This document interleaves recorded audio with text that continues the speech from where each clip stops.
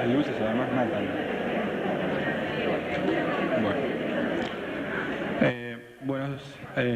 Mi nombre es Diego, yo soy secretario general del Centro de Estudiantes y a modo de presentación por parte del centro, quería solamente decir que para nosotros es un orgullo haber logrado esta posibilidad de contar con una de las graduadas más importantes de nuestra facultad, en nuestra facultad nuevamente. Sinceramente fue un esfuerzo muy importante. Para nosotros esto implica apostar a construir o a levantar un poco nuestro nivel académico a través del contacto directo con aquellas personas que solemos leer en las materias que cursamos en la facultad. Así que, así muy cortito, decirle bienvenida a nuestra facultad, a esta que para nosotros es la Universidad de la Gente. Así que muchas gracias.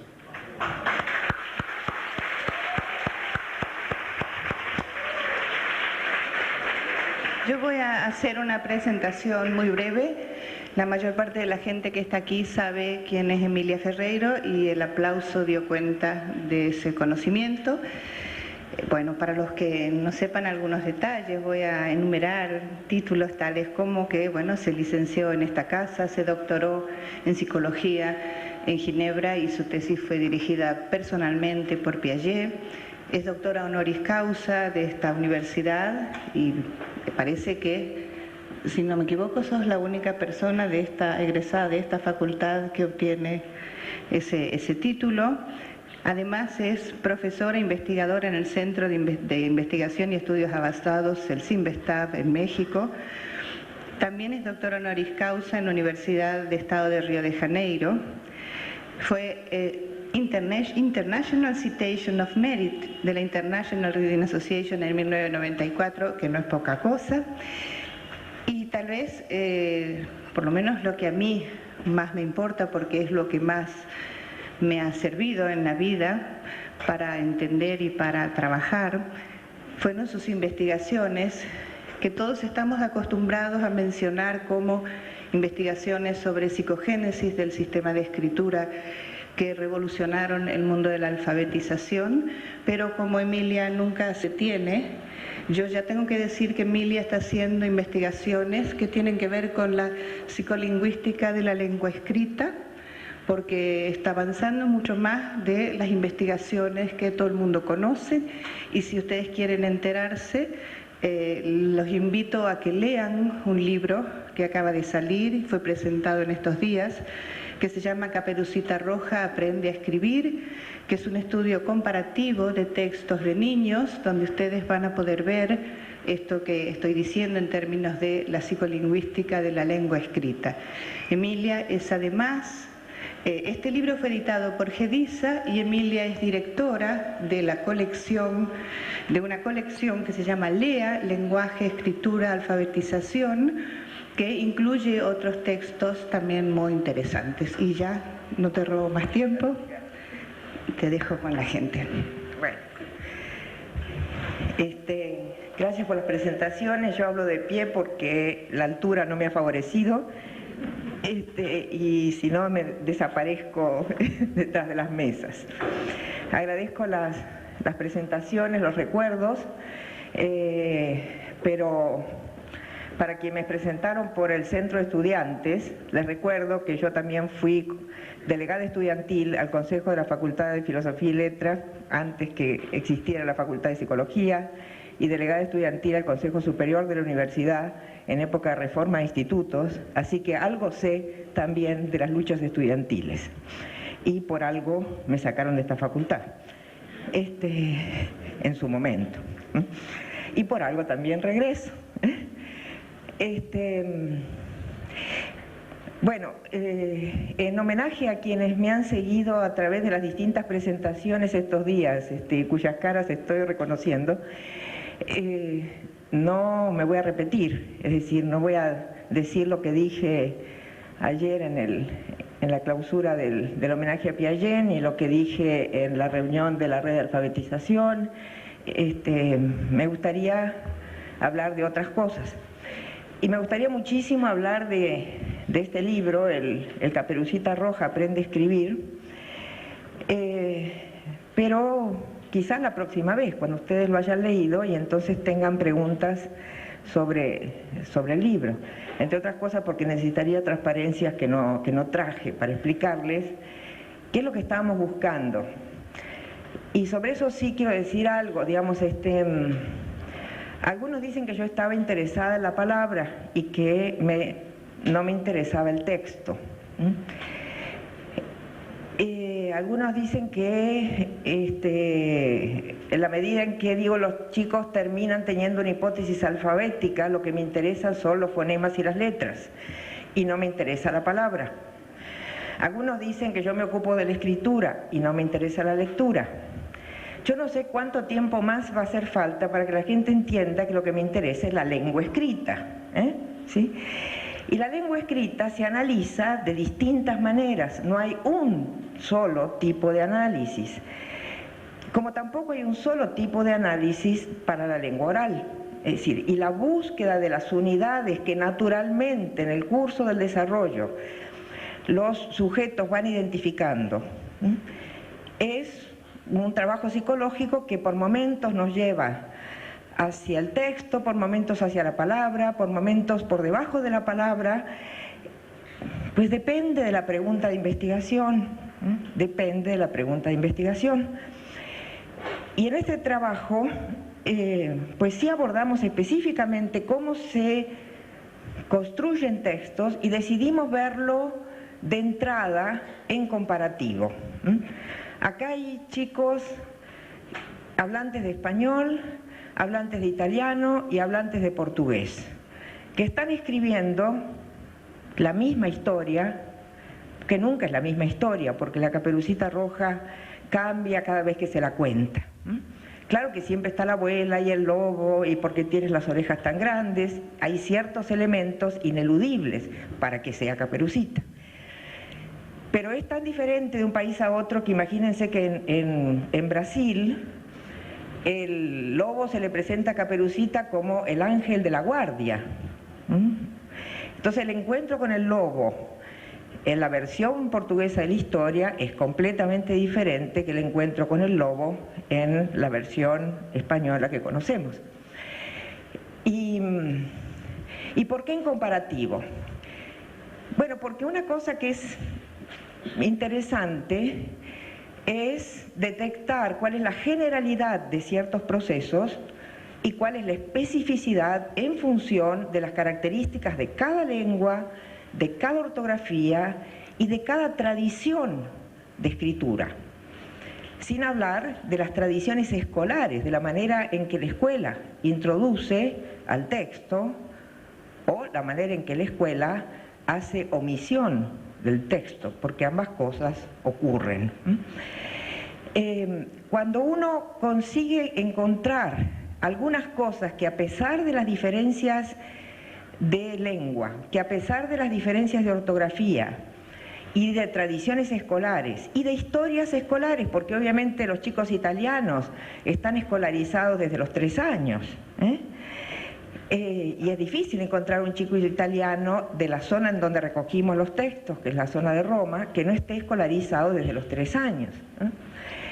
En tanto que los chicos brasileros y los chicos mexicanos que están aquí analizados, pues no tienen todos esa larga experiencia escolar mal llamada preescolar, porque ya hoy día de preescolar eso no tiene nada, es escolarizado.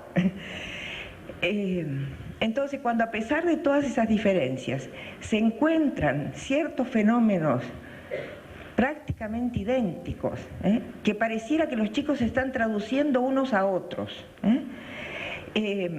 pues es fantástico, porque ahí uno tiene mucha más certeza para decir esto no es del tipo de cosas que sean fácilmente influidas por los cambios ambientales. Entonces yo no me intereso a la cultura, a la sociedad y todo eso. Pues sí me intereso, pero me intereso en saber no en que la cultura influye, vaya novedad, ¿cómo no va a influir? Sino de qué manera y específicamente y en qué casos y con qué tipo de influencia. Porque algo que no hace avanzar la psicología son esos enunciados muy, digamos, muy fáciles de recibir, demasiado fáciles de recibir, en donde las variables socioculturales explican todo. Pero lo que explica todo no explica nada. Y para hacer avanzar la disciplina hay que saber cómo incide, de qué manera incide y exactamente qué está pasando. Sin renunciar, me parece, a la parte de transformación que hace el sujeto que conoce en el proceso de conocimiento, porque si renunciamos a eso, por más que hablemos de la sociedad, volvemos a ser conductistas y empiristas ingenuos. Y eso me parece un retroceso. Me parece, a lo mejor no, pero tengo la impresión de que sí, porque eso ya lo conocemos y sabemos a dónde lleva. Entonces, otra originalidad de este libro es que lleva un disquete adentro. Y el disquete viene de regalo. Costó hacerles entender a los editores que tenían que regalar el disquete, pero al final entendieron. Y digo los editores porque el libro está saliendo simultáneamente en las 3 lenguas que aquí se comparan. En portugués en Brasil ya salió, en italiano sale el mes próximo. ¿Y qué tiene este disquete? Pues ese disquete tiene los programas informáticos que fueron expresamente desarrollados para trabajar con esos textos. Y tiene además metido dentro del disquete el manual del usuario, que son unas 100 páginas y que no tenía sentido imprimir porque iba a encarecer enormemente la obra, pero cada quien puede imprimir las partes que necesite si quiere investigar con ese instrumento. A nosotros nos resultó útil, y si a otros les resulta útil, pues estaremos muy contentos. No que sea fácil, no se crean que es así de poner el disquete y salen monitos, dibujitos, no. Es un disquete producido por investigadores, no por gente que quiere vender software. O sea, no estamos vendiendo software y por eso, insisto, va de regalo. ¿Sí? Les estamos diciendo a nosotros esto, que fue un desarrollo muy largo, porque esto que se ve aquí es el producto de 6 años de trabajo conjunto entre 3 equipos. Claro, 6 años en donde hacíamos además 1200 cosas cada uno de nosotros, pero 6 años en donde regularmente tratábamos de juntarnos, reunirnos de a 2, de a 3, siempre en un contexto multilingüe. Todo esto pasó en un contexto multilingüe, cada quien hablaba su lengua y entendía la de los otros, o trataba de entenderla, al final sí la entendía. Y eso es pertinente para lo que voy a decir de aquí un rato. Una originalidad de ese software es que, como está hecho desde lenguas que son complejas ortográficamente, de entrada tuvimos que pensar en un software que aceptara caracteres que no son las letritas simples. Digo, el italiano tiene el apóstrofo, ¿sí? L apóstrofo, l'albero. El portugués tiene 3 acentos, tiene C con cedilla, tiene guiones, como nosotros tenemos o no tenemos en guardavoz, que según como se les ocurra, porque las 2 versiones más o menos se valen, depende de los diccionarios. Bueno, entonces, nosotros tenemos además la ñ. Entonces era necesario tratar todas esas particularidades de la ortografía, lo cual hace que, y eso sí me parece que es una originalidad que hay que subrayar, cuando uno trabaja con software producido desde la lengua imperial, es decir, el inglés, nada de eso aparece, porque ellos desconocen todas esas cositas que otras escrituras tienen. Y encima de eso, entonces, cuando uno quiere trabajar con ese tipo de software, siempre tiene que andar buscando a alguien que le ayude para introducir tal o cual tipo de caracteres. Y aquí, de paso, quiero alertar contra una cosa que sí tiene que ver con la escritura.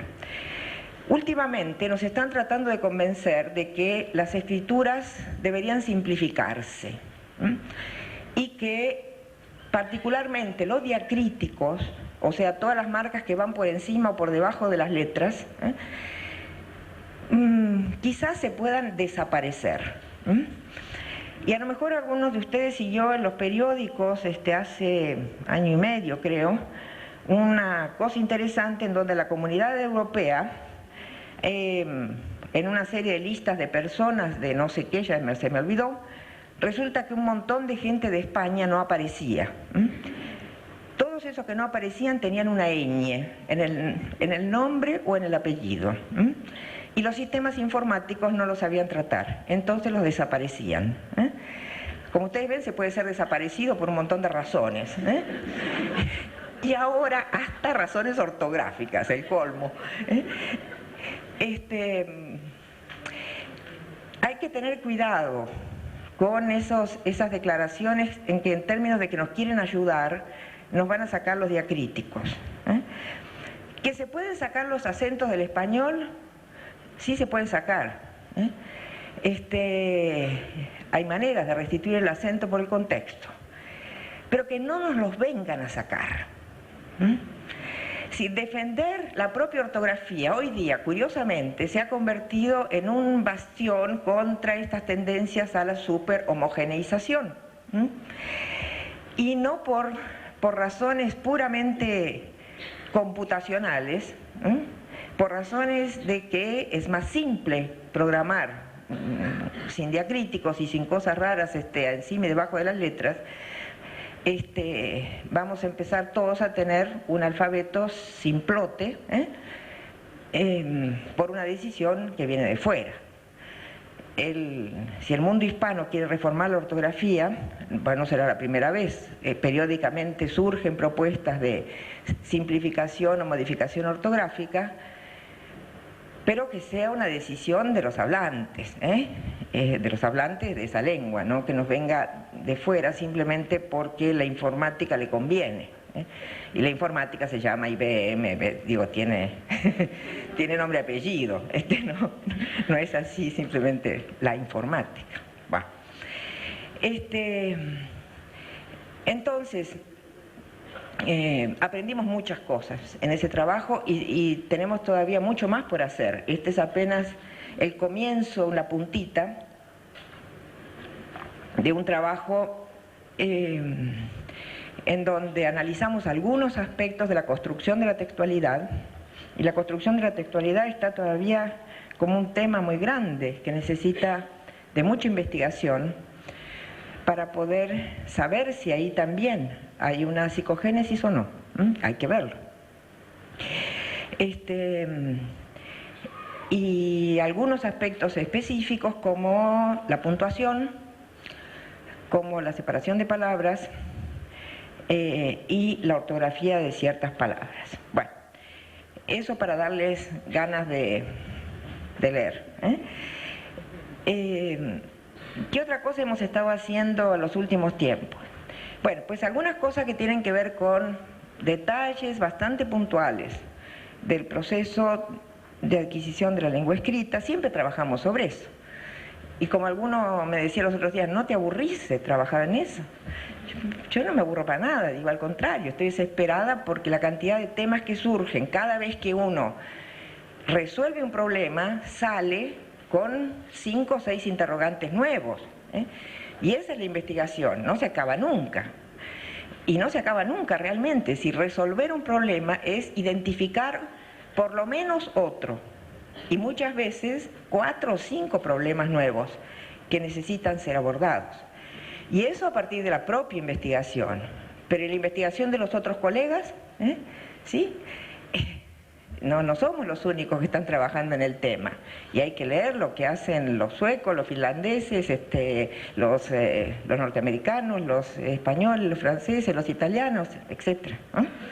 Entonces, entre los problemas que uno identifica y los problemas que se identifican a partir del trabajo de los otros, pues para aburrirse no da, sino más bien para desesperarse porque o no hay fondos para hacer, o tal estudiante que estaba perfecto resulta que se mudó de ciudad y no puede seguir, y en fin, todas esas cosas.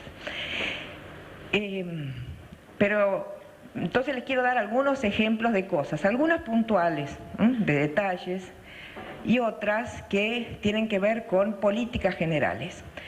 Porque, y esto es interesante, digamos, desde el comienzo, cuando allá lejos, aquí cerca, pero hace tiempo, empezamos a interesarnos sobre este problema de la adquisición de la lengua escrita, que en esa época estaba planteado de una manera tan boba y efectivamente aburrida, terriblemente aburrida.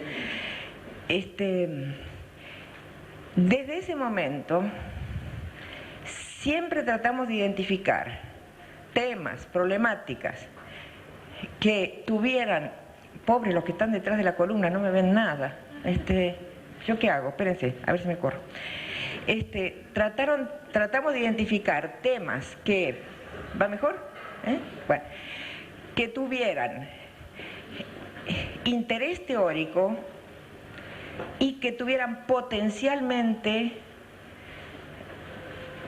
capacidad de dar una respuesta, o quizás una punta de respuesta, o quizás un pedacito de la idea de una respuesta para problemas prácticos.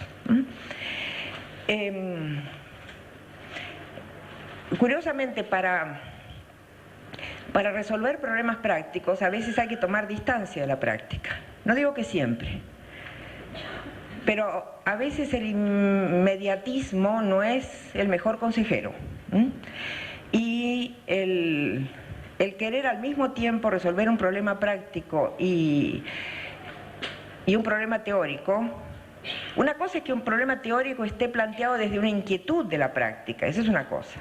Otra cosa es querer en el curso de la investigación resolver al mismo tiempo un problema práctico y un problema teórico. Eso es a veces un exceso de omnipotencia, porque no se puede todo al mismo tiempo. Uno corre el riesgo de o hacer una mala práctica y una buena investigación, o a la inversa.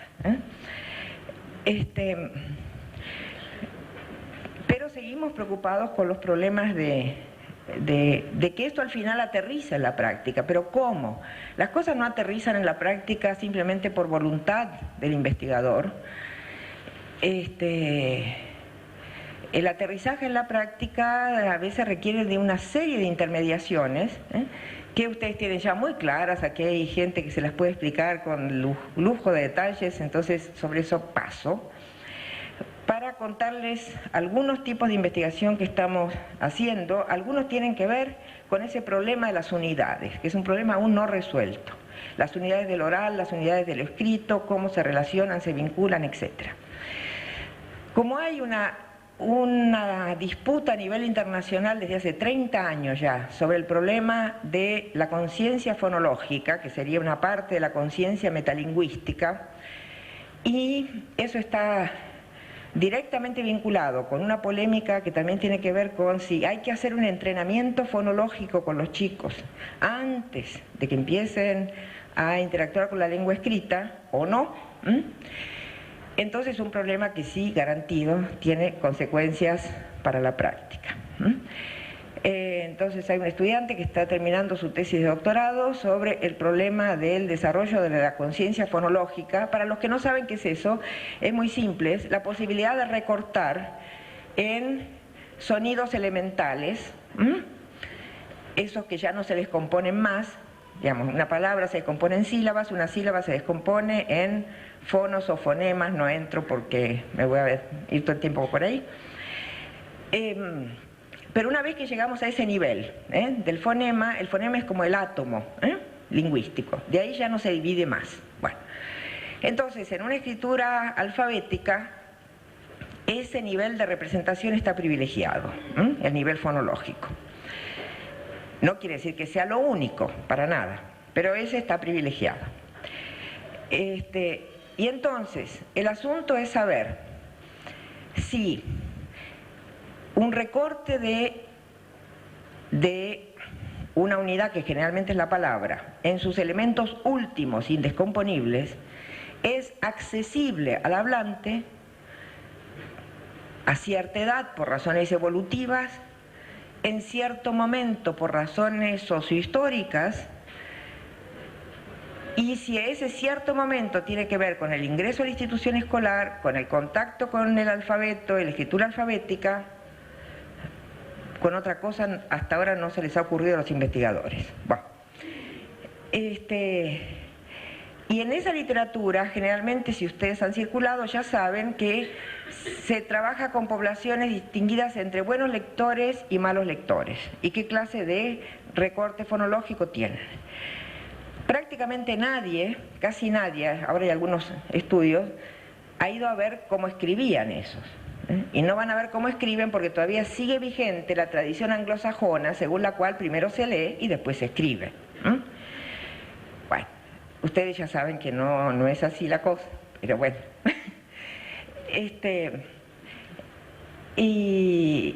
Y bueno, entonces este estudiante, que se llama Sofía Vernon, un nombre que quizás ustedes conocen por su tesis de maestría, está planteando pruebas típicas de phonological awareness, porque esa cosa se dice en inglés,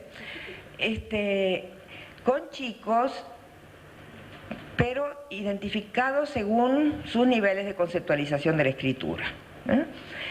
Y son cosas del tipo de, por ejemplo, aprende a decir pato sin p, no sin p, sino p, o agregas al principio o al final letra, agregar, suprimir fonos, contar los fonos, aprender a decir p, a, t, o, ¿sí? Ese tipo de cosas. Si eso precede a la escritura o si eso es producto del tener que aprender un sistema alfabético.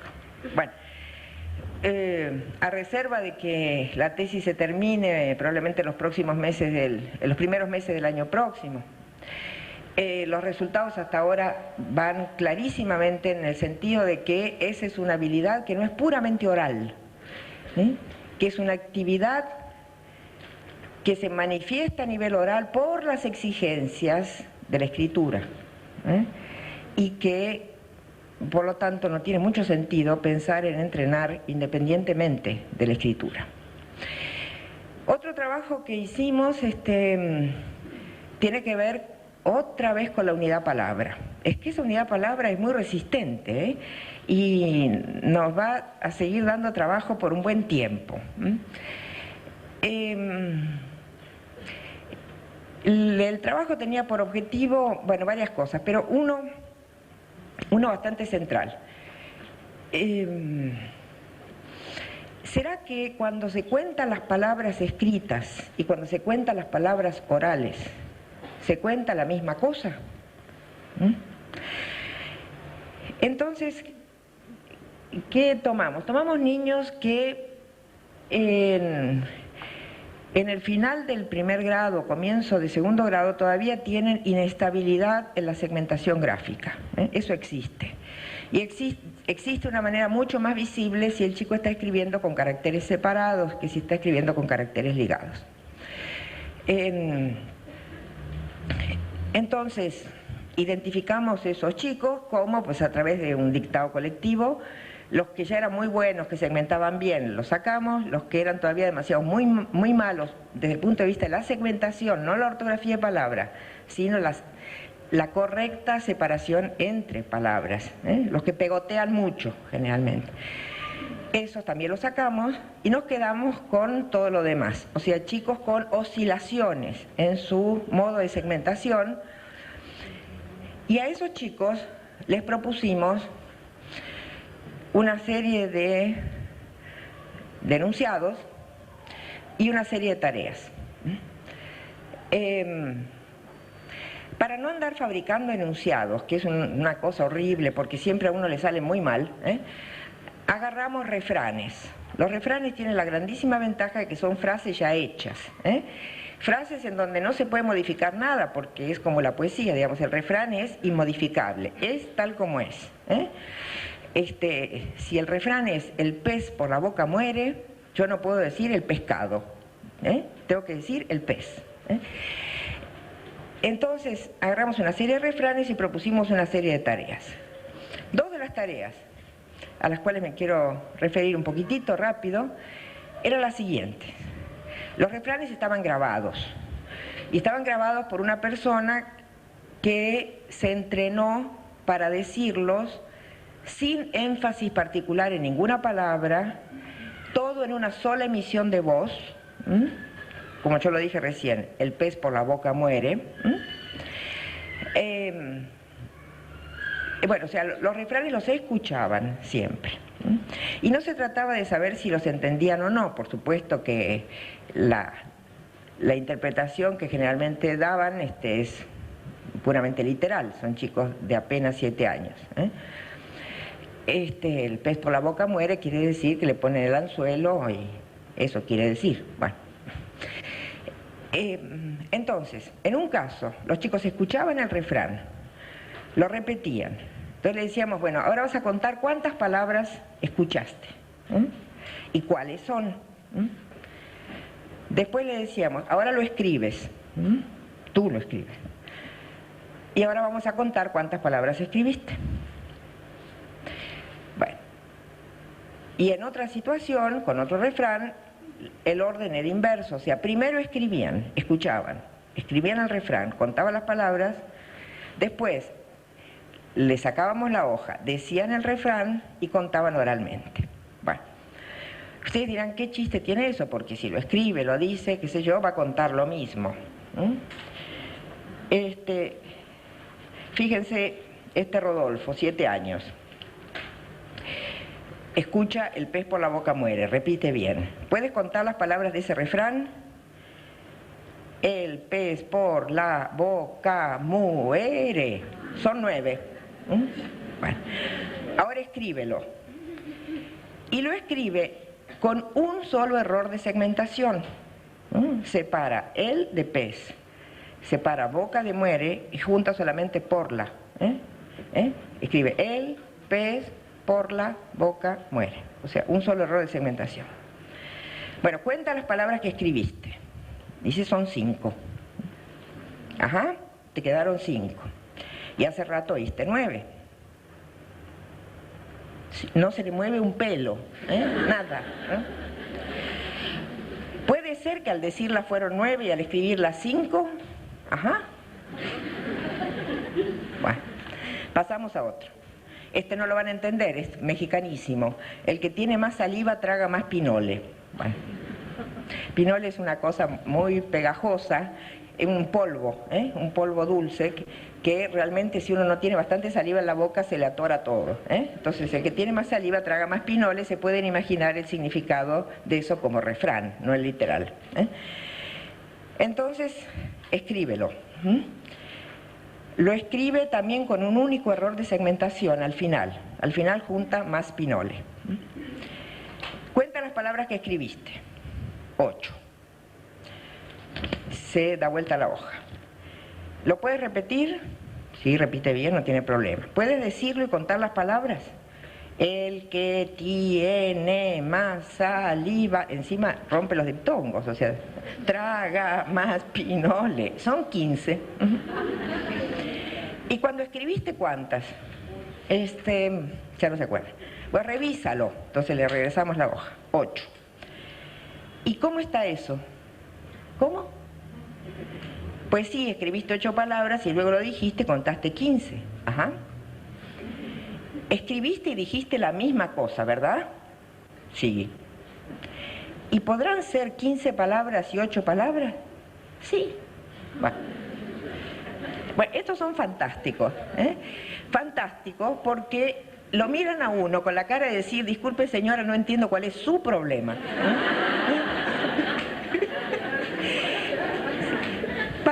todo clarito. El problema suyo, ¿cuál es? Si me explican, a lo mejor le entiendo, pero así, nada. Bueno. Entonces, esta cosa que uno dice es esquizoide, ¿verdad? Fíjense que en esta experimentación de sentido estricto, el experimentador usaba la palabra palabra únicamente, nunca dijo nada que no fuera palabra. Cuenta las palabras, dime cuántas palabras son, subraya las palabras para contarlas, ¿ah? Siempre palabra, palabra, palabra. Bueno. Y nada. Bueno, entonces, ¿son todos así? No, claro que no. Pero de una muestra de 40 chicos, de estos que todavía están a los 7 años con segmentación inestable, de 40 solamente 5 llegaban al mismo resultado en escrito y en oral. ¿Y los otros qué les pasaba? Algunos decían que no podía ser, pero de no poder ser a encontrar cómo se hace para que sea, bueno. Miren este caso, por ejemplo, se llama Salvador.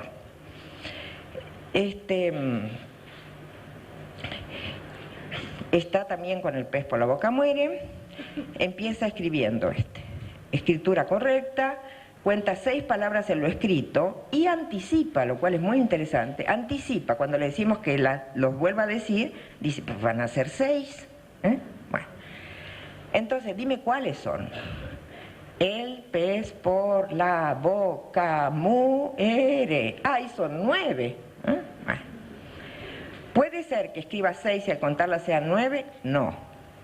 Bueno, entonces cuéntalas otra vez. Ya escribió, y escribió correcto. Ojo. Bueno, cuéntalas otra vez. El pez por la boca muere. Gran sorpresa.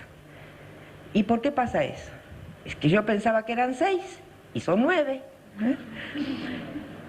Entonces, ahí el experimentador escribe segmentando por escrito, silábicamente, como él venía de contar, y pregunta si así se puede.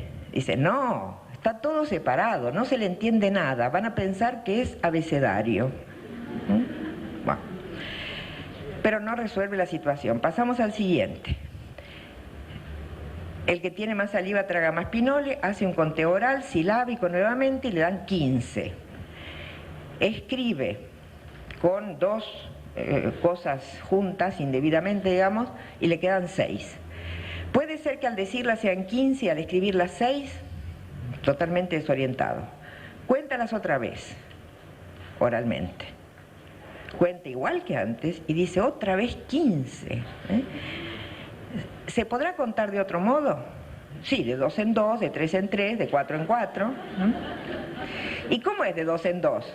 2, 4, 6. Sí, pero ¿cuáles? Y cuenta exactamente igual y dice otra vez 15. ¿Puede ser que oigas 15 y escribas 6? Pues yo creo que sí, pero ya desesperado. ¿Cuál es mejor? Pues 6, o sea, lo del escrito. Algunos tratan de ver si los términos escolares que aparecieron en las clases de gramática les sirven. Y entonces pasan cosas muy interesantes. Por ejemplo, esto. José, tienen todos más o menos la misma de estos chicos. Escribe el refrán, el que es buen gallo donde quiera canta. ¿Sí? Bueno, pues es un refrán. El que es buen gallo donde quiera canta. Y con un solo error de segmentación. ¿Para qué son los espacios que dejas al escribir? Le preguntamos esta es otra de las tareas que tenemos. Dice la maestra que tenemos que dejar un cuadrito. ¿Para qué? Para, por decir que las palabras, y uno se cree que ya no, si son la mamá trabaja, tiene que dejar un cuadro para decir trabaja. Entonces escribirías la mamá y luego un cuadro y luego trabaja, sí. Y entonces, ¿qué separas? Las sílabas. ¿La mamá es una sílaba? No, enunciado.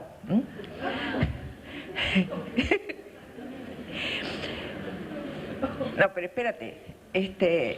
y ahí la que estaba interrogando ya también se desesperó y le dice, mira, la mamá trabaja es un enunciado, la mamá, ¿qué será? El sujeto, digo, el predicado. Bueno.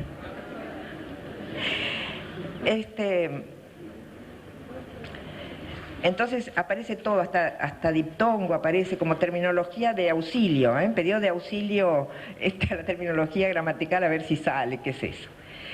A pesar de que el experimentador usa todo el tiempo la palabra palabra, son muy pocos los chicos que la usan. Y lo que es sumamente interesante es lo siguiente. ¿Quiénes usan más el término palabra que ha sido provisto por el que está interrogando todo el tiempo? Los que más lo usan son los que más buscan la coincidencia oral-escrito, y los que más buscan la coincidencia oral-escrito son los que ya tienen una segmentación más firme, más afinada. Pero además, en una situación, eran 4 técnicas en el mismo diseño, un diseño medio complicado, por eso no se lo estoy contando en detalle. Va a salir publicado ahora dentro de poco y ahí se los mando. En una situación era muy simple, simplemente escribían y les empezamos a preguntar ¿por qué separaste acá? Y pasaban esas cosas, ¿no? Del enunciado, el sujeto, el predicado, todo eso. Al final de eso le decíamos, ¿escuchaste que la persona que decía el refrán se paraba en algún lado?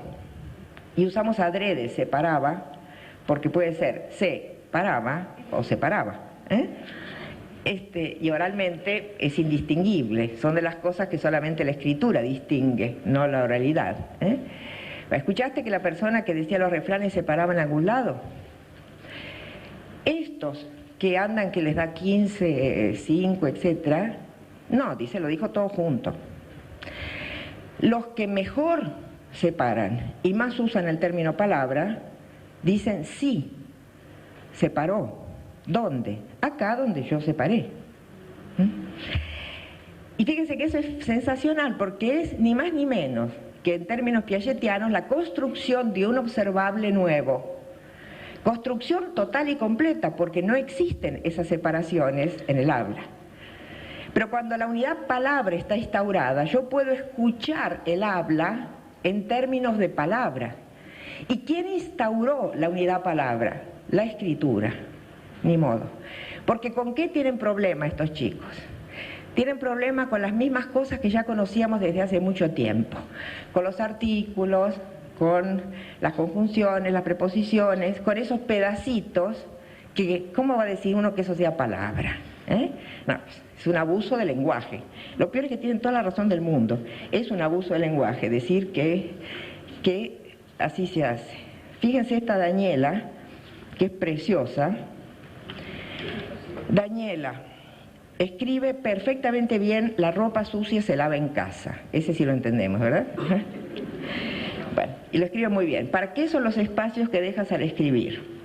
Y Daniela dice, para no hacerlo todo amontonado, que se vea bonito. La estética de los cuadernos escolares ahí. ¿Qué es lo que no se debe amontonar? Dice, las cosas, las palabras. Pero ¿cómo sabes dónde hay que separar? Cuando acabo una palabra, dejo un espacio y empiezo con otra palabra. Pero ¿cómo sabes cuáles son las palabras? Leyéndolas. ¿La es una palabra? No. Y la separó.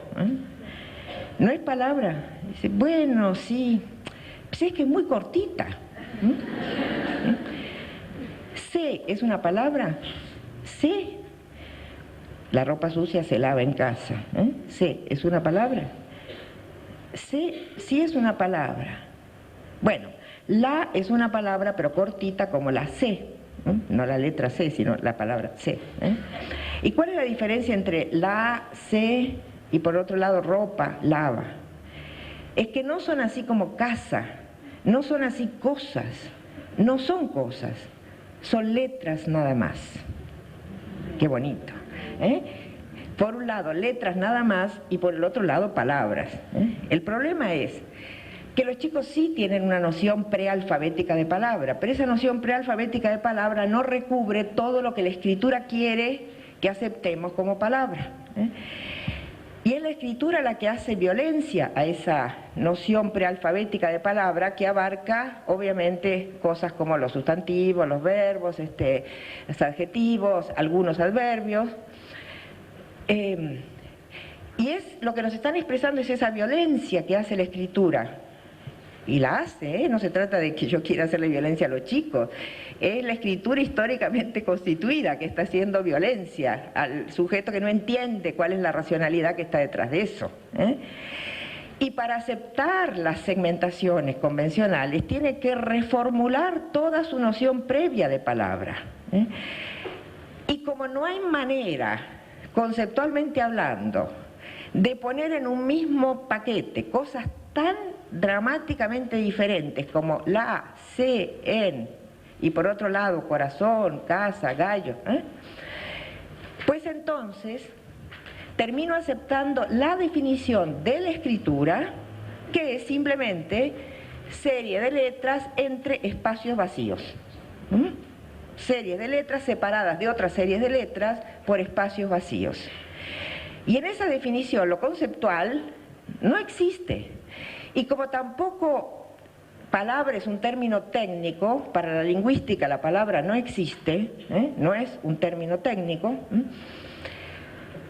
ni la maestra sabe de dónde agarrarse para explicar lo que es palabra, ni la ciencia didáctica sabe de dónde agarrarse para decir, le vamos a enseñar nociones de palabra. Es más fácil clases de palabra que palabra, ¿sabéis? Y la escritura sí impone su norma, porque sí hay una norma. No es que se segmenta como uno quiere, sí hay una norma para segmentar. Acepto en algunos casos dudosos, sí, pero son marginales, para prácticamente todos sabemos. Y estos chicos han escuchado hasta el cansancio a la maestra decir la separado, el separado. Y efectivamente el primer artículo que escriben es el que mejor separan, pero a la hora de contar es otro rollo, pasa otra cosa, ya no es igual, porque, bueno, pero entonces lo que me interesa, que es muy bonito, es cómo cuando acepto que tengo que llegar al mismo resultado, porque son dos entidades que tienen el mismo nombre, y no es como Pedro mi vecino y Pedro el compañero de la escuela, ¿sí? No es esta palabra del oral y esta palabra de lo escrito, se puede compartir el mismo nombre y no ser la misma cosa. En la vida cotidiana eso pasa cada rato. Cuando terminan convenciéndose de que es palabra para la institución escolar y para los alfabetizados es una sola entidad y no se puede contar diferente el oral y el lo escrito, ahí me genera un observable, porque ¿cómo yo sé que tengo que separar? Ah, porque lo escuché, ella lo dijo así. Y empiezan entonces a oír lo que no existe, ¿sí? A oír una pausa ahí donde no hay una pausa. Bueno, y esto es sumamente interesante porque un caso como el primero que yo les conté es típicamente de esos casos en donde uno dice, pero ¿qué pasa? Me está tomando el pelo, ¿sí? Se hace el sonso. A veces los chicos se hacen los sonsos en un interrogatorio, y parte del trabajo fino de alguien que sabe manejar un interrogatorio es darse cuenta cuando le están tomando el pelo y cuando el chico está frente a un problema serio y real. Eso no es fácil. Bueno, en las antípodas de esto, ni tan antípodas, pero en fin, en otro lado, estamos trabajando hace un tiempo con lenguas indígenas y con los problemas de alfabetización en lenguas indígenas. Y el resto del tiempo que me queda lo quiero dedicar a eso, que es un problema poco explorado, o si quieren mejor, explorado de una manera que no me parece la mejor manera para explorarlo. Bueno, lenguas indígenas hay muchas todavía vivas en Mesoamérica y en toda América Latina. Y hay muchas más lenguas indígenas todavía vivas en África. Y los problemas de alfabetización en lenguas autóctonas en África son infinitamente superiores a los problemas que conocemos nosotros en América Latina y que nos parecen terroríficos. Pero para tener una idea y no quejarnos todo el tiempo de que a nosotros nos tocó la peor parte en el reparto, déjenme darles un pequeño dato que para no equivocarme se los doy leyendo. ¿Dónde estará? Aquí. En Nigeria, ex colonia inglesa, uno de los países, creo que el más poblado de África, 97 millones, tiene 420 lenguas. ¿Cómo que? 420 lenguas, de las cuales 413 están vivas, quiere decir tienen hablantes. De esas 413, apenas 215 tienen escritura. Pero, ¿qué escritura? Aproximadamente el 25% de esas 215 tienen apenas listas de palabras, no textos. Un 11% tiene listas y fragmentos, y esos fragmentos generalmente son bíblicos. Y apenas el 4.5% de las lenguas de Nigeria se pueden utilizar para la alfabetización localmente, regionalmente o a nivel nacional. Y además está el inglés y hay una serie de lenguas nacionales y regionales. Esa es la situación más común en África. Por eso cuando se habla de alfabetización en África se habla de cosas muy, pero muy serias. América Latina no tiene el desorden lingüístico que tiene África, en parte porque tuvo un único colonizador, o dos si ustedes quieren, mayores, pero de lenguas emparentadas, en parte porque tiene más tiempo de independencia, y la independencia quiso decir continuar la acción del colonizador. O sea, de alguna manera tiene más tiempo de colonización interna, qué sé yo cómo decirlo, algo así. Y digamos, los países en donde la situación está más dramática, estamos hablando de 50, 70 lenguas, pero de ese orden, no 450. Eso se los digo también para que cuando ustedes escuchan esas declaraciones del tipo de alfabetizar en lengua materna, una declaración ya bien antigua de la UNESCO, entiendan qué se está diciendo. Se está diciendo algo que en África todavía no ha sido posible y que quién sabe si va a ser posible. Y que en un mundo globalizado cada vez menos interés hay en que sea posible. Bueno.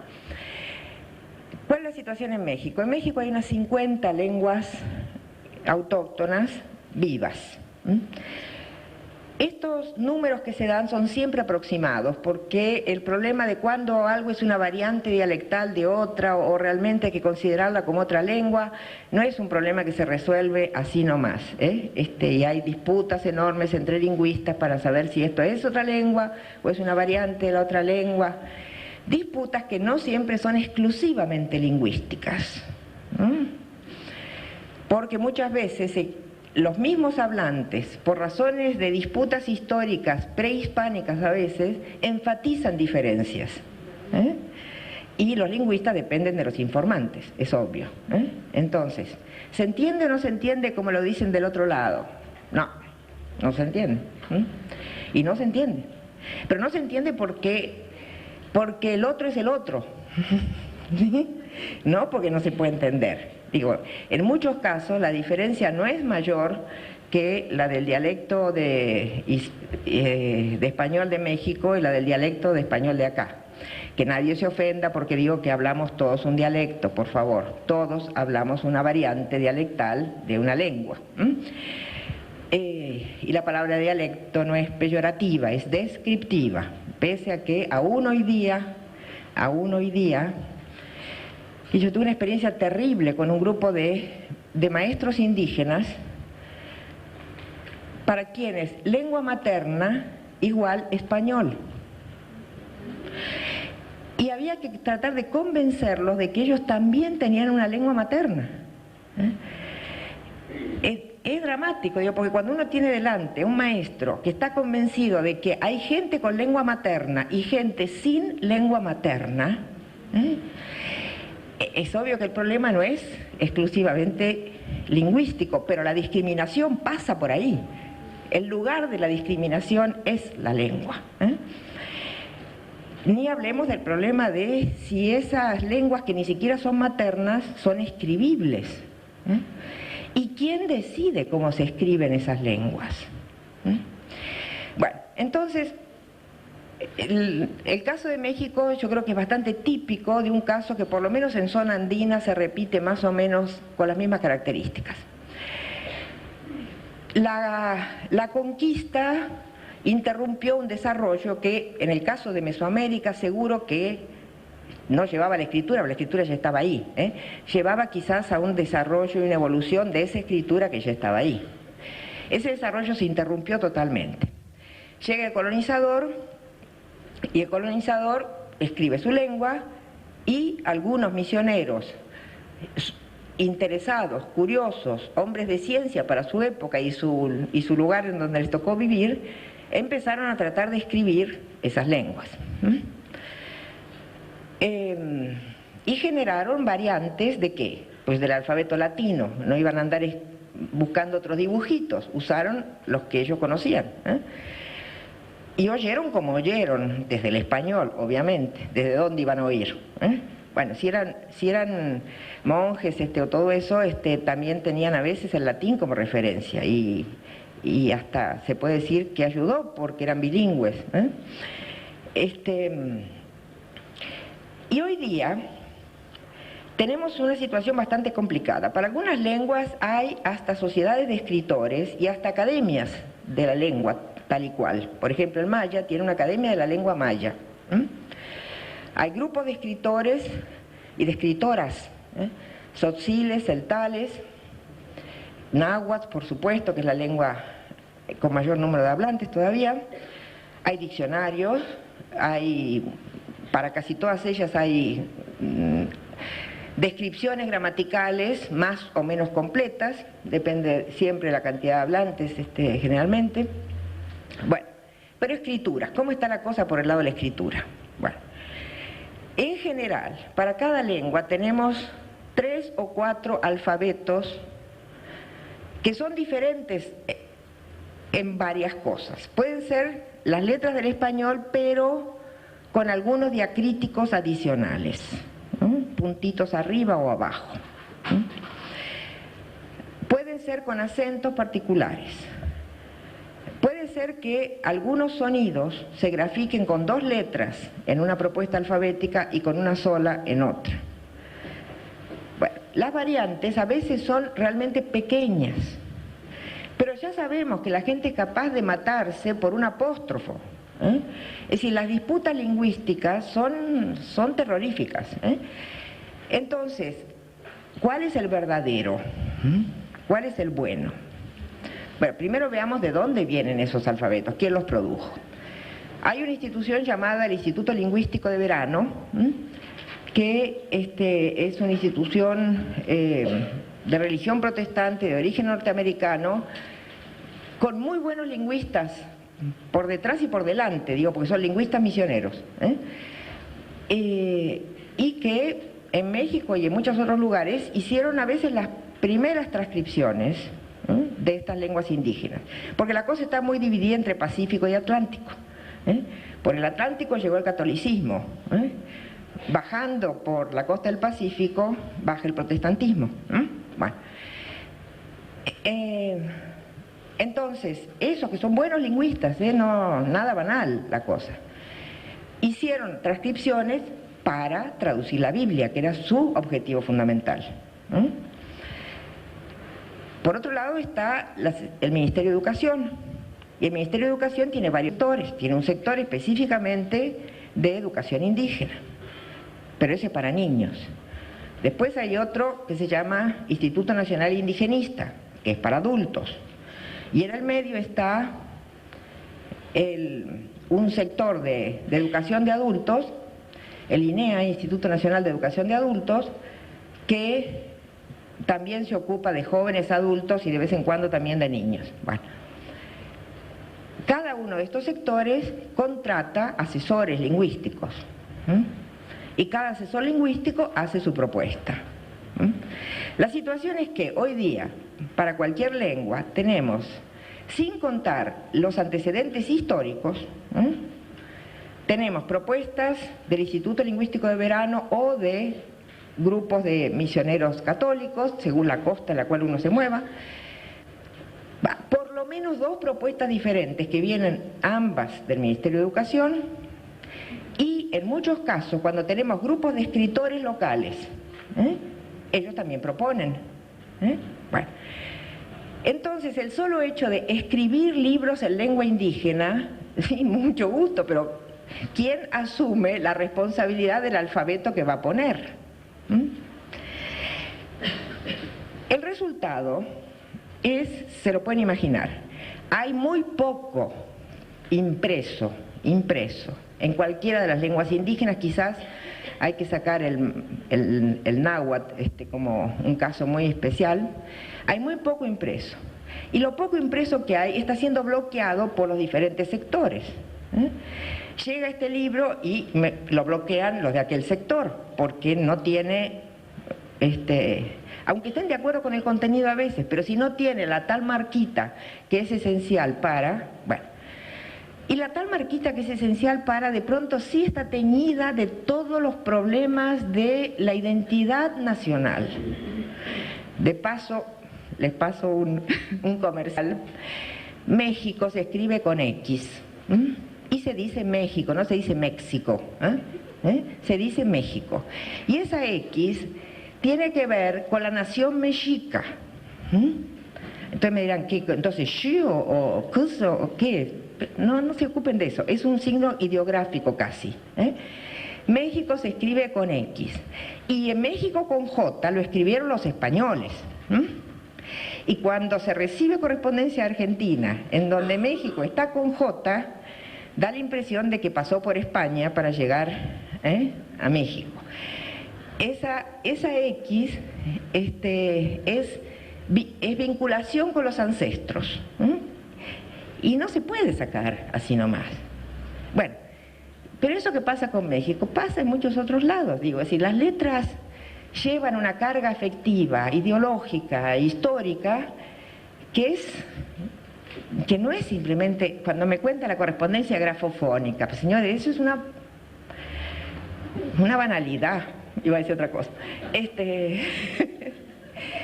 El problema no está ahí, el problema de cualquier propuesta ortográfica es todo lo que se carga con esa palabra escrita que va a ser la palabra verdadera, porque desde hace siglos en lo escrito está la verdad. Y cómo se pone la palabra verdadera, y bueno, eso no es como te parezca, no es como te parezca. Bueno, el resultado es que hay una especie de acción de todos contra todos que hace que cada vez hay más inhibición por el lado de los pocos usuarios y menos usuarios. Entonces, algo que me parece que podría ayudar a destrabar la cosa es un planteo por otro lado.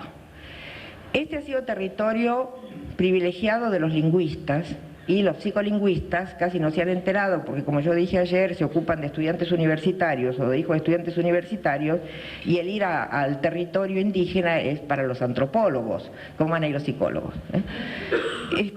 Entonces, territorio de lingüistas. Y los lingüistas hacen su trabajo, y lo hacen bien, y trabajan muchísimo para decidir si esto es un fonema o no es un fonema, si esta es una posición fonemática de las que hay que marcar o no hay que marcar.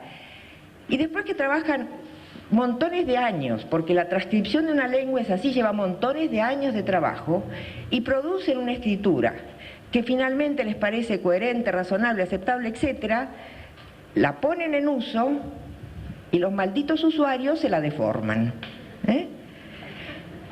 Entonces se enojan, y los lingüistas se enojan contra los usuarios, pero se enoja, pues tienen toda la razón del mundo. Han trabajado muchísimo para este asunto y los usuarios hacen lo que siempre han hecho con todas las lenguas, orales y escritas, las modifican.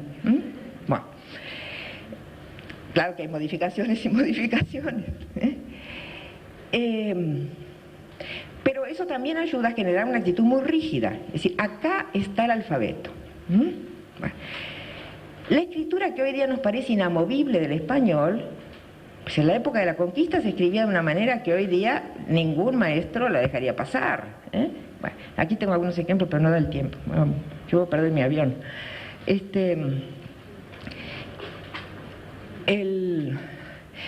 Entonces, los lingüistas adoptan una actitud rígida. Los grupos que ayudan a los lingüistas o que ayudan a los misioneros lingüistas, etcétera, a su vez tienen una actitud rígida, porque si encima están escribiendo la lengua para escribir la Biblia, ¿cómo me vas a decir que la Biblia se escribe de cualquier manera? Pues tampoco. Total, que las actitudes normativas son mucho peor que en el caso de las lenguas que ya tienen tranquilidad ortográfica, como la nuestra. Uno puede ser más fácilmente aceptador de variaciones ortográficas cuando ya está seguro de que tiene una ortografía consolidada. Y cuando no está seguro, pues la rigidez ortográfica se acentúa. Entonces, por supuesto que en México hace años que hay educación bilingüe, bicultural, todo lo que quieran, en los papeles, como en muchas partes. Pero supongamos la mejor de las situaciones. Supongamos un maestro efectivamente bilingüe, él.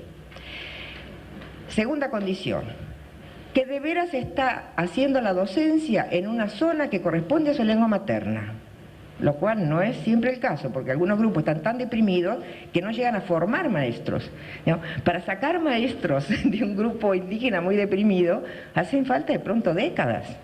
Bueno, entonces, supongamos, maestro de veras bilingüe, que de veras está haciendo docencia en el lugar de su lengua materna. No importa que sea el mismo pueblo, en un lugar donde los chicos hablan esa lengua. Que tiene una actitud tranquila con su lengua.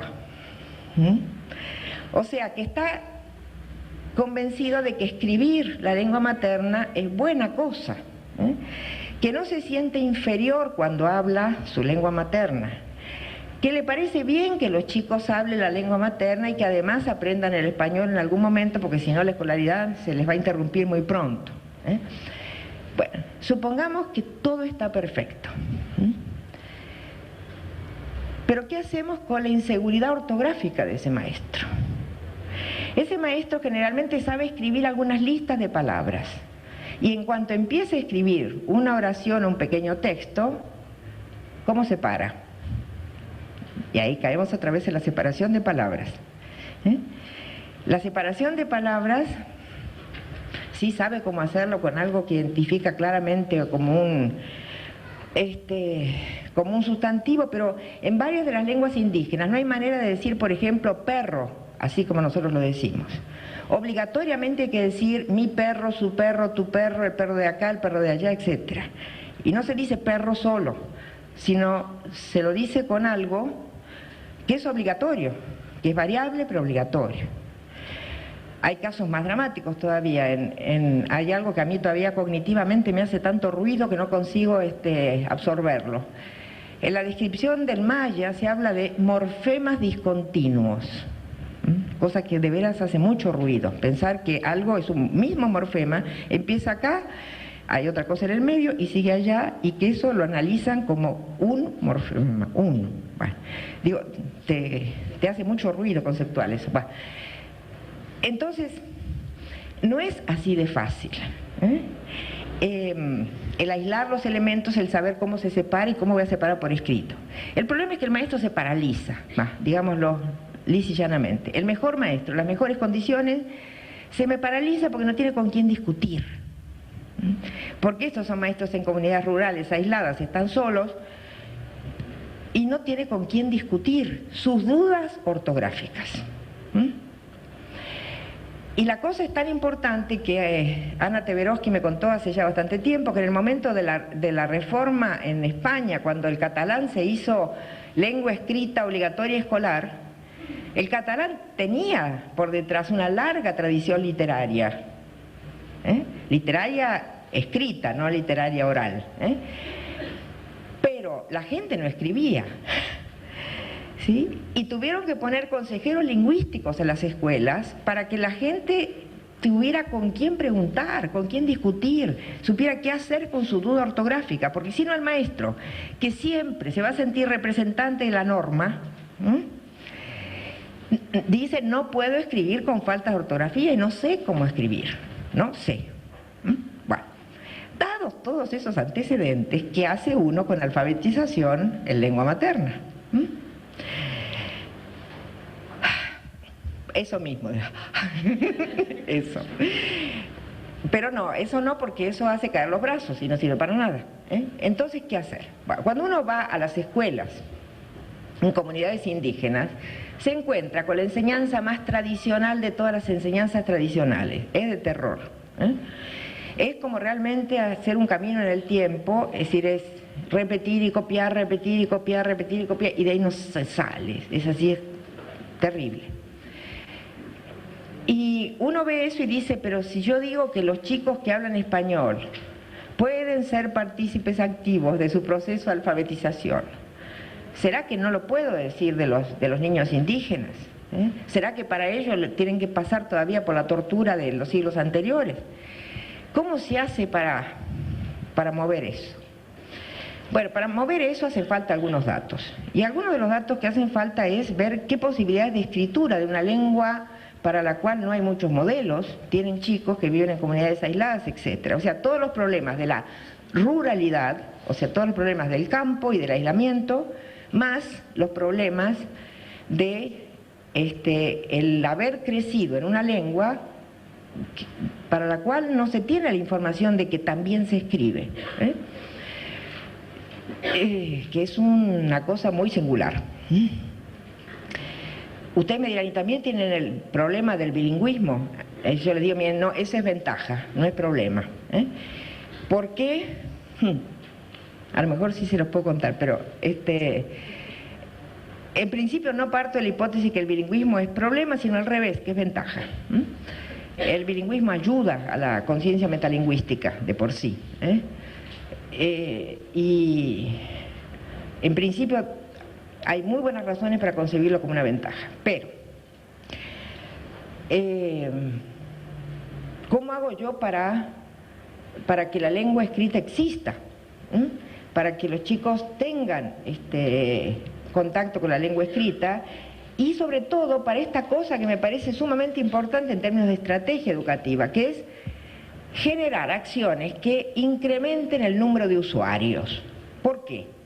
Bueno, porque tomando la historia de las ortografías de todas las lenguas que conocemos, cualquiera de las que ustedes conocen, ¿cómo se constituyó la ortografía de esas lenguas? Pues a través de siglos de uso. Yo necesito usuarios para que la ortografía se consolide. Sin usuarios va a ser siempre la imposición de una norma externa, siempre. Por mejor hecha que esté esa norma externa, va a ser siempre ajena. ¿Y cómo hago para incrementar el número de usuarios? Bueno, con los adultos es difícil, porque ya sabemos que están llenos de inhibiciones. Entonces yo digo: apostemos a los chicos. Apostemos a situaciones que permitan que los chicos escriban y escriban y escriban y traten de comunicarse con otros de otros lados, etc. Y a ver si cuando crecen y son adultos, a lo mejor queda un poquitito de esta práctica que constituya un granito que a lo mejor, quién sabe, después, etc. Los chicos que hablan lenguas indígenas ¿se animan a escribir? Sí, afortunadamente sí. Igual que los que conocemos acá, sí se animan. Claro, dadas ciertas condiciones. Si ustedes llegan un día en una visita turística, van a una comunidad indígena, agarran a un chico, escribe, pues no escribe, claro. ¿Sí? O sea, dadas ciertas condiciones, tampoco, ¿no? No es así la toma de la muestra de sangre, que se la llevan para analizarla, no. Pero sí es posible obtener de ellos una actitud de colaboración, de interés productiva y todo lo demás. Bueno, entonces, ¿por dónde empezar? Bueno, un trabajo que estamos haciendo hace bastante tiempo y que está dando frutos interesantes es el siguiente. Dado que esto de alfabetizar en lengua indígena es casi un mito más que una realidad, lamentablemente, agarramos en primer lugar, después lo complejizamos más, un grupo en zona maya de chicos que habían sido alfabetizados en español, que todavía estaban en curso de escolaridad, pero que no habían sido nunca enseñados a escribir en maya. Entonces, chico hablante de maya, alfabetizado en español, ¿qué tal? ¿Cómo te va? Vas a escribir en maya. ¿Desde qué modelo? Pues seguramente van a usar el modelo del español, no cabe la menor duda. Pero ¿cómo lo van a usar? Resulta que el maya tiene un problema específico con las consonantes. Tiene menos consonantes que el español, pero tiene 5 consonantes que pueden ser o no glotalizadas.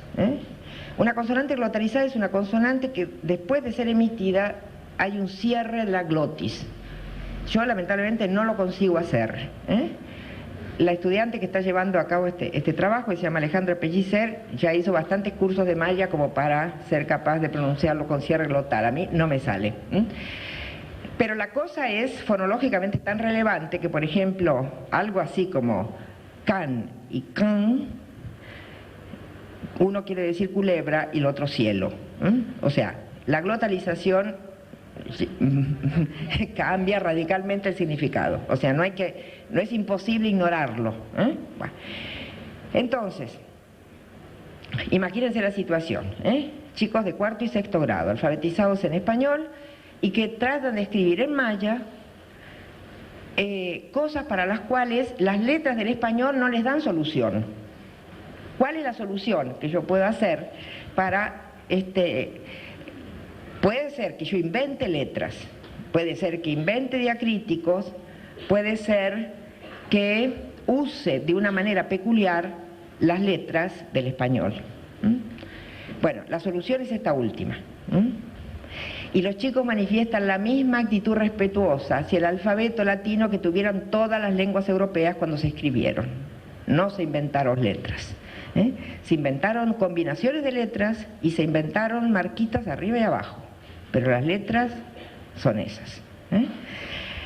Esta cosa de encontrarse a cada rato con el carácter de lo sagrado frente a los fenómenos de alfabetización es una dimensión que no hay que olvidar, no hay que olvidar.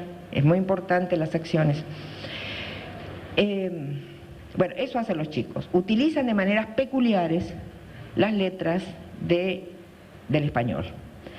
¿Cómo? Pues eso necesita un seminario para que lo veamos. Pero imagínense, por ejemplo, una solución que es bastante consistente, poner la C para el sonido Q sin glotalizar y usar la K para el sonido Q glotalizado.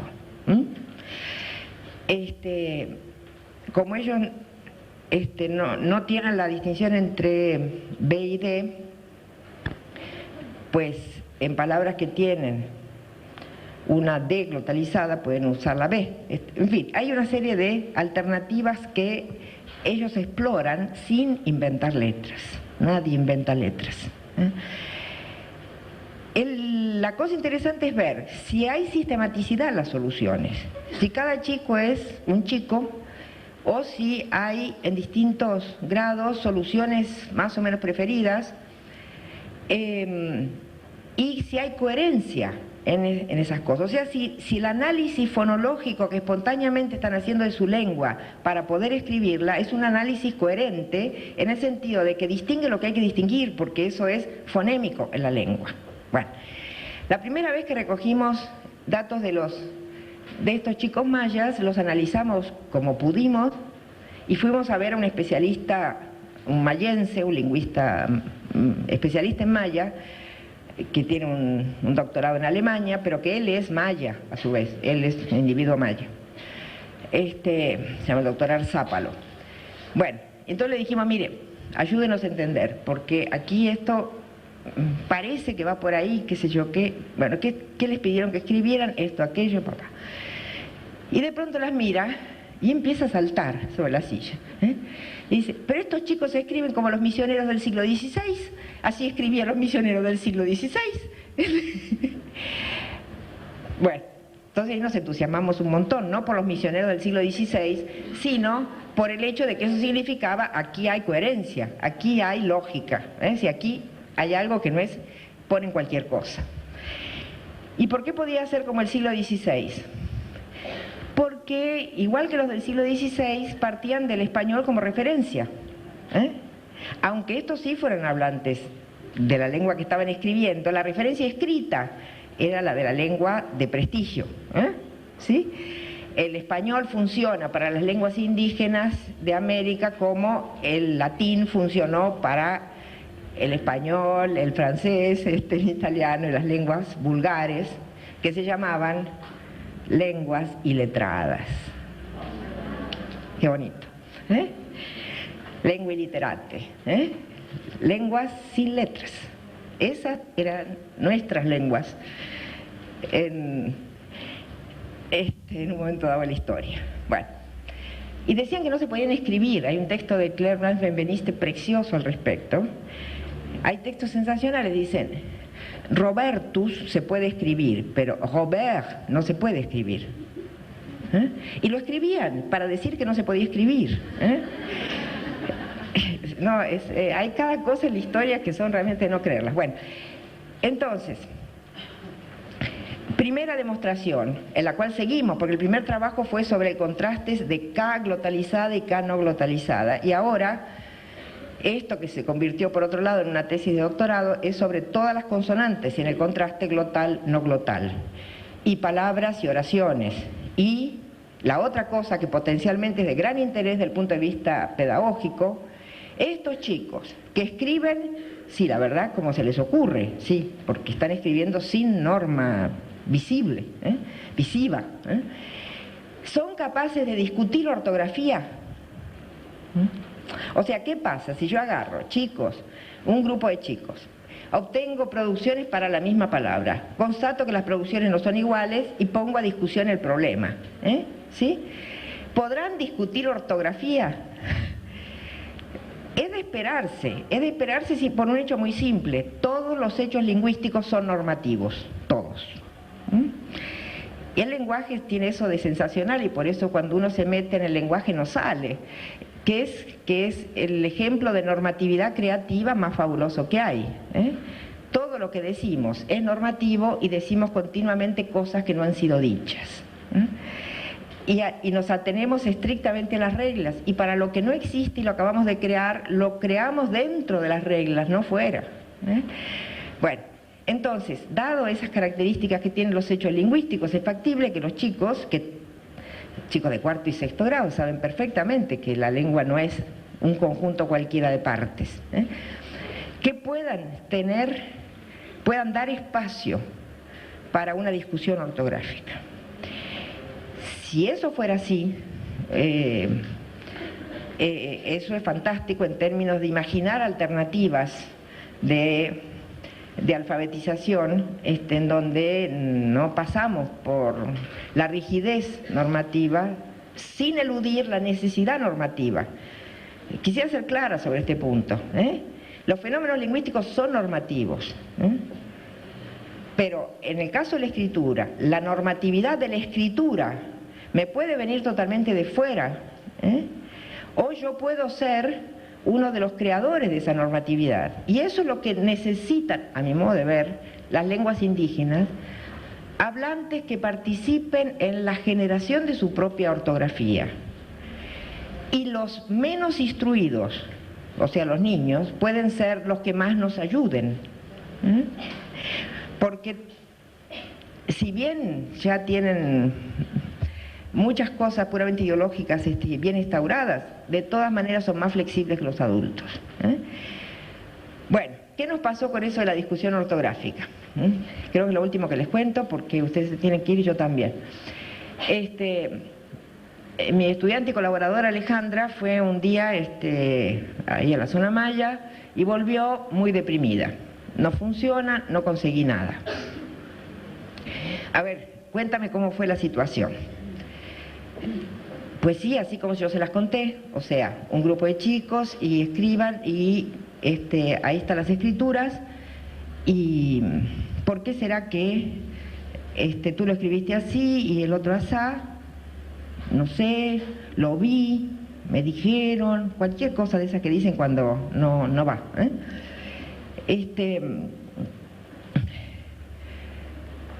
Entonces yo le dije, a ver, ¿tú cómo te presentaste? Pues nada, digo, yo había estado ya, había estado una semana en la escuela conviviendo ahí con los chicos, edad. Le dije, mira, hay una posibilidad que es esta. Pese a que Alejandra no tiene ningún aspecto mexicano típico, o sea, es rubia de ojos azules, yendo al contexto escolar, pues es percibida como maestra, no hay nada que hacerle, como cualquier adulto que llega de la mano del maestro al contexto escolar, es parte de la cosa magisterial, de la estructura escolar, de todo eso. Yo dije, ¿qué tal si los chicos piensan que tú sabes maya, solamente que no quieres hacerlo ver? Pero si eres maestra y estás en esa zona, para ellos ha de ser muy difícil imaginar que una maestra y que está en esa zona no sabe nada de maya. ¿Por qué no vuelves y tratemos de jugar la carta de explicitar la ignorancia? Plantéate estrictamente como alguien que de maya no sabe nada, pero tiene muchísimas ganas de saber, y que ellos te ayuden a saber. Y eso se lo propuse en base a una experiencia que hace bastante tiempo yo hice en Italia, con el problema de las consonantes geminadas, las consonantes duplicadas. Yo no consigo escucharlas bien, las consonantes dobles, y la distinción entre polo y pollo, sí, esa más o menos la oigo, pero tapa y tapa, no, esa no la oigo.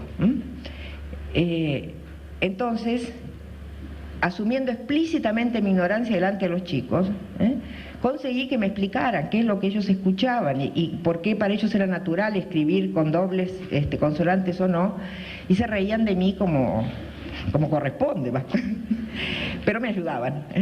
Bueno, entonces Alejandra volvió a explicitar, yo de maya no sé nada, quiero saber, por favor ayúdenme. Si ustedes escribieron esto distinto, bueno, alguna razón debe haber, ¿qué pasa ahí?